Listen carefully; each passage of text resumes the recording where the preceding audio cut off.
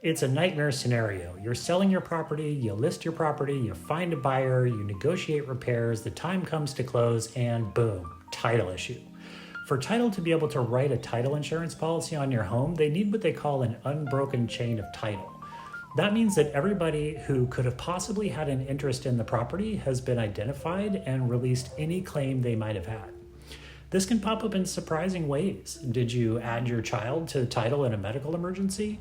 Are you and your ex having a dispute over child support? Is there a lawsuit involving the property in any way? It's easy to forget some of these events over the course of a decade or so, but they will absolutely show up on a preliminary title report and possibly kill your hard-won deal. So how can you avoid all of this? Thankfully, it's super easy. Get a preliminary title report from your title company before you list, or at the very least, before you get into escrow.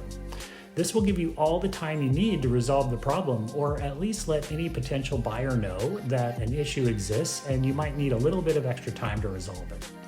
When it comes to resolving title chain issues, time is your best friend.